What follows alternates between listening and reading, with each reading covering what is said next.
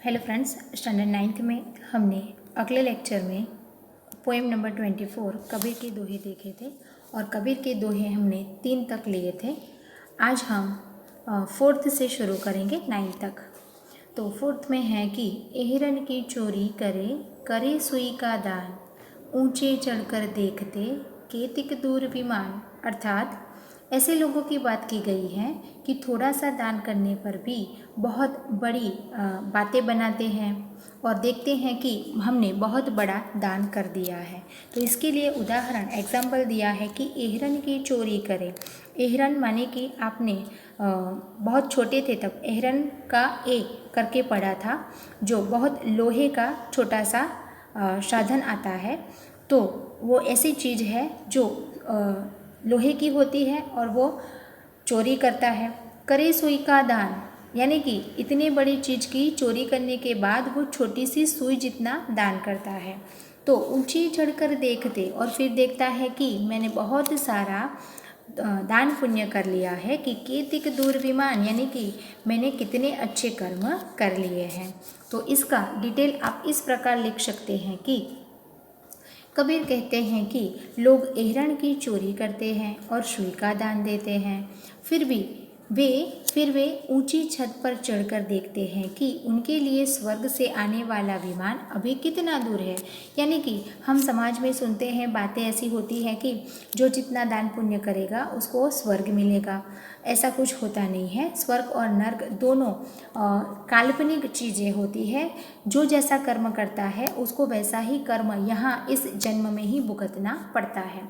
तो जो इंसान होता है वो एहरन की चोरी कर देता है और सुई जितना दान दे देता है और दान करने के बाद देखता है कि मैंने बहुत सारा दान कर लिया है तो मुझे स्वर्ग जाने को मिलेगा और वो विमान कब तक है, प्लेन कब तक मुझे लेने आएगा। तो अप्रामाणिक ढंग से ढेर सारा कमाकर जरा सा दान देने वालों की मूर्खता की ओर इशारा करते हुए उन पर व्यंग किया गया है। तो इस प्रकार इसका हम अर्थ समझ सकते हैं।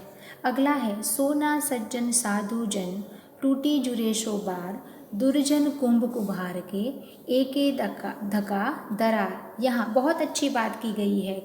सोने की बात की गई है और दुर्जन व्यक्ति जो कैसे होते हैं, कुम्हार जैसे। सोने की चीज़ जो होती है बहुत महंगी होती है और पहनने पर भी हमें हमारा सौंदर्य बढ़ जाता है।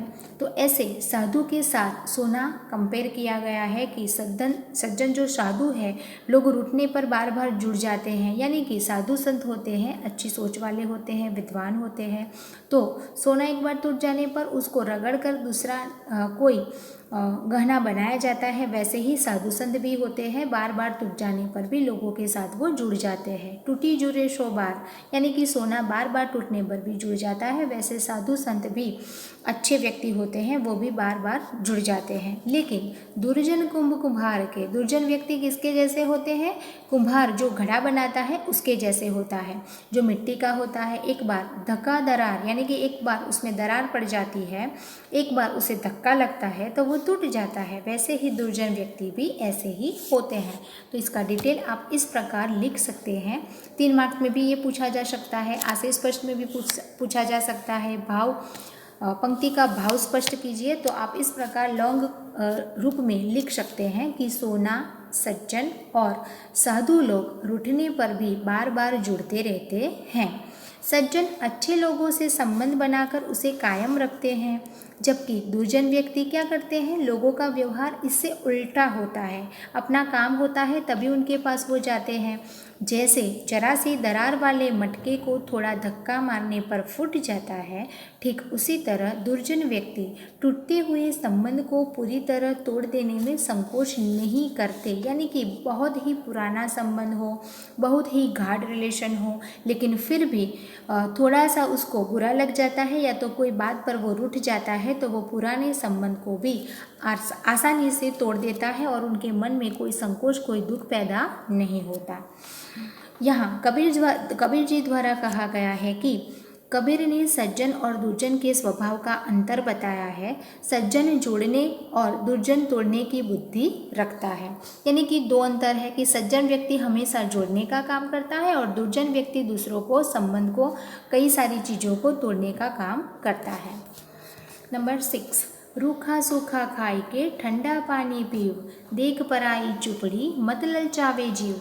यहाँ भी बहुत अच्छी बात की गई है कि हमें जितना भी मिलता है, हमारे नसीब में जितना भी है, उसे रूखा सूखा खा के, ठंडा पानी पी के संतुष्ट होना चाहिए। हमारे जीवन में संतोष होना चाहिए।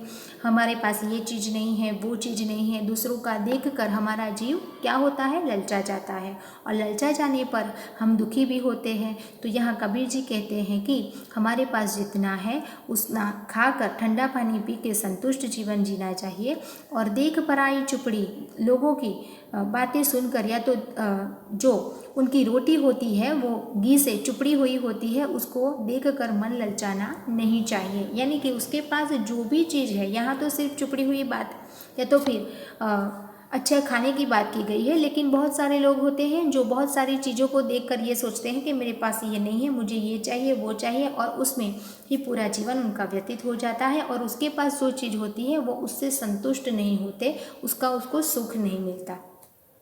तो इस प्रकार इसका डिटेल लिख सकते हैं कि रूखा सूखा खाकर और ठंडा पानी पीकर संतोष मान लो, लेकिन दूसरे की घी से चुपड़ी हुई रोटी देखकर मन को मत ललचाओ। यानी कि दूसरों का देखकर हमें ललचाने की ज़रूरत नहीं है। यहाँ कबीर ने आत्मसंयम और संतोष रखने की बात की है, सीख दी है। हमेशा आत्मसंयम रखना चाहिए और हमारे पास जो चीज़ है उसे संतुष्ट होना चाहिए।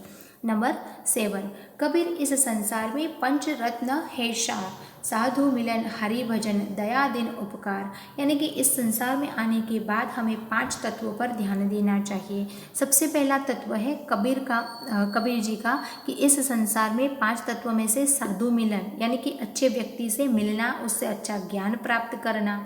दूसरा है हरि भजन, यानी कि परमात्मा भगवान की भजन कीर्तन करना, ईश्वर को याद करना। फिर है दया की भावना रखना। दीन माने कि यहाँ दीन है गरीब की बात, नम्र स्वभाव रखना। और उपकार यानी कि हमेशा परोपकारी जीवन जीना, कि हमारे पास जो चीज़ है उसमें से अगर किसी की ज़रूरत है तो उसको देकर हम उपकार कर सकते हैं, परोपकारी बन सकते हैं। इसका डिटेल आप इस प्रकार लिख सकते हैं कि कबीर कहते हैं कि इस संसार में रत्न जैसी बहुमूल्य 5 वस्तुएं हैं। कौन सी 5 चीज़ें हैं? कि इन्हीं में संसार का तत्व सार समाया हुआ है। ये वस्तुएं हैं साधु का मिलना, यानी कि सत्संग करना, हरि भजन, दया की भावना, नम्रता और परोपकार। ये 5 जो तत्व हैं हमारे जीवन में बहुत ही महत्वपूर्ण माने गए हैं, जो हमारे जीवन में लाना चाहिए और संतुष्ट होना चाहिए। कबीर के अनुसार इन 5 बातों को अपनाने से मनुष्य सुख शांति से भवसागर पार कर सकता है, यानी कि अपना जीवन व्यतीत कर सकता है। नंबर 8, काकर पाथर जोरी के मस्जिद लई चिनाई, ता चढ़ी मुल्ला बांग दे क्या बहरा हुआ खुदाई। यानी कि यहाँ भी बहुत अच्छी बात की गई है कि कंकर और पाथर माने कि पत्थर, जोरी यानी कि जोड़कर एक अच्छी सी मस्जिद बना दी है।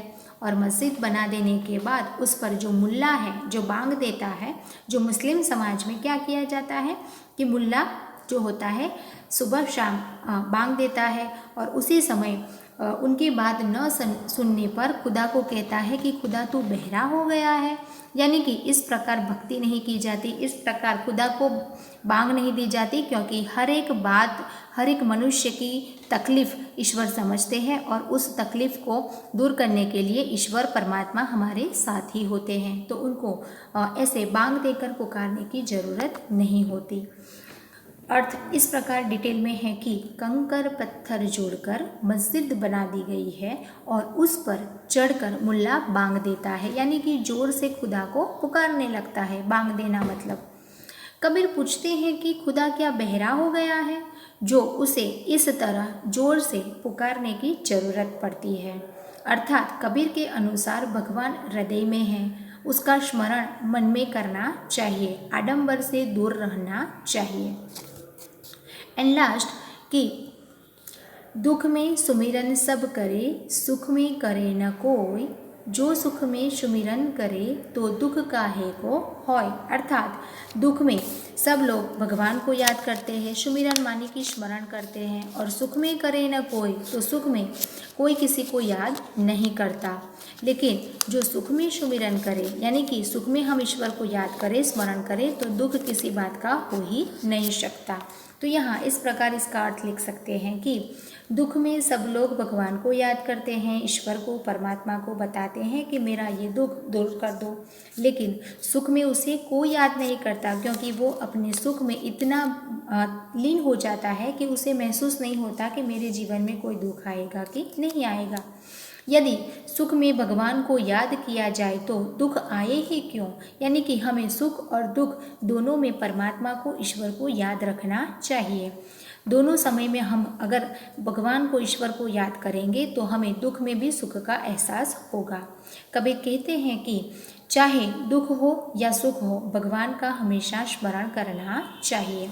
कई टेक्स्ट बुक में यहाँ 10 दोहे दिए गए हैं, लेकिन हमें 9 तक ही पढ़ना है, इसलिए किसी की टेक्स्ट बुक में अगर 10 तक दिए गए हैं तो उसके लिए आपको टेंशन लेने की ज़रूरत नहीं है।